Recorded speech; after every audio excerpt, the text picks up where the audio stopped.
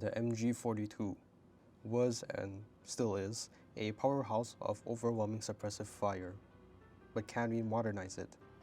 Perhaps make it lightweight, compact, accurate, and user-friendly? These were the questions that me asked, and what birthed is today's topic of meta or meh.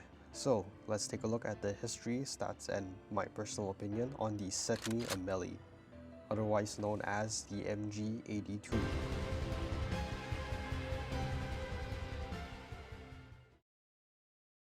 The MG82, otherwise known as the Melee, is an LMG coming from Call of Duty Cold War, which in real life is a Spanish light machine gun design that came in 1974 because the Spanish Ministry of Defense were in search for a new infantry support machine gun, and after approval began production in 1982, which led to its designation as the MG82. And who couldn't approve this? It basically had everything going for it on paper. It had the body of the MG42 while having an improved barrel system that not only improved accuracy but also allows soldiers to quickly swap barrels for further improved accuracy. And the handle for it can turn into a carry handle like on the M16. And also, because of its polymer construction, it was lightweight as well. It's seriously an awesome design that I appreciated the more I dug into it. But sadly, the Melee failed as a result of many things. It didn't get adopted in too many countries, and even then the countries that did, like Malaysia, Mexico, Ukraine, and even Spain itself, adopted it in small numbers, leading to only several hundreds of this gun being produced. Not only that, it was also expensive to make. Do I have a source on this specifically? No. But the fact that they did have to implement cost-cutting measures really says a lot, to which it was its ultimate downfall. Reports of overheating under sustained fire, the poor quality control, and the many malfunctions that made it really hard to choose over older, more proven designs like the MG42. So the IRL MG82 was a flop. But does its virtual counterpart hold up to better scrutiny? In game, it's a full auto light machine gun that shoots at 909 rounds per minute, the same as the VMP, with a base mag size of 100 rounds, the standard for LMGs. Its recoil pattern is more complex compared to recent additions to the LMG lineup. It first goes up to the right, shifting to the left at 86 rounds, then going right at 73, till ultimately dodging to the left at 56, and finally slowly going up right at 38 bullets. Here's the full diagram of the recoil pattern. The damage profile of the 82, as you can see on screen, and assuming you hit anything but headshots, makes it a 5-shot kill up to 9 meters, 6 shots till 34, and 7 shots beyond that.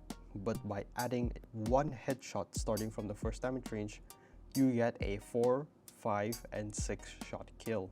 Assuming you can manage the recoil pattern, you get a time to kill that can go as fast as 198 milliseconds to 396 milliseconds, to which I would say is pretty good. Onto the other stats of the MG82. ADS time is 440 milliseconds, movement speed is 4.19 meters per second, to which can go up to 5.45 meters per second while sprinting, both being the same as the RPD. Aim walking speed is 2.31 meters per second. Sprint to fire speed is 220 milliseconds, which is slightly faster than the MG42. But of course, this can be mitigated by jumping or walking before shooting.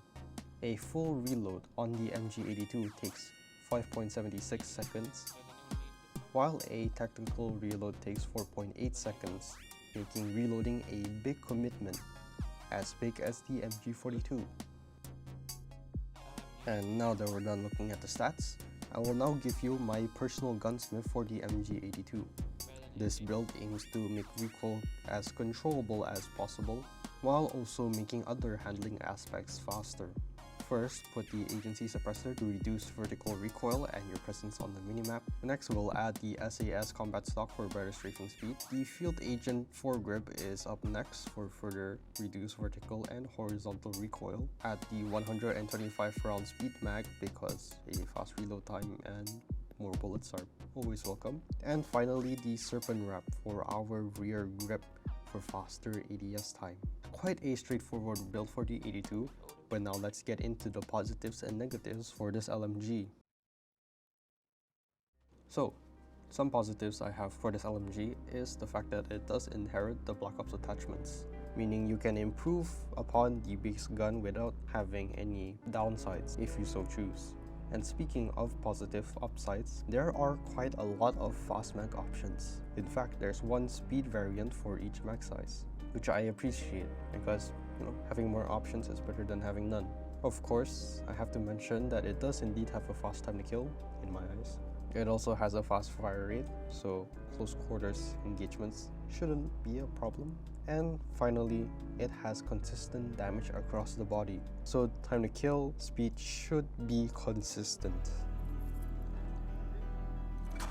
So these are the positive things that I can think of saying about the MG82. Now we'll get into the negatives. For one, it has slow movement speed. In fact, it has the same movement speed as the DLQ, and you can only improve it by adding a stock or a grip, which are really useful attachments for increasing other things, but I guess if you wanna pick a speed build, you could. But for most people that can't control recoil or just want to increase anything other than the handling speed, it's best to have a secondary that can increase your sprint speed in order to catch up with your teammates. Next, it has a slow reload speed, which, what do I have to say really? It just means that you'll be reloading more than you'll be shooting, reducing your presence on the battlefield and making you think more about how you spend your ammo. One odd thing that I find about the MG82 is the fact that it has weird damage multipliers for its barrels that do give body multipliers. You see, there are two barrels that it has, and both increase shoulder damage multiplier, and another one gives a chest multiplier, which realistically you will not be hitting. But for the shoulder ones, I can kind of get, but it's still kind of weird because it changes your focus from the center of mass to the arm, which is like why there specifically? Moving on, we have the recoil pattern. We have the MG42, which has a very straightforward recoil pattern of just going right. So it kind of makes me wonder, how could something like this compete? It just makes you do more for about the same reward as the MG42, which is a bad crossroad to have, just saying.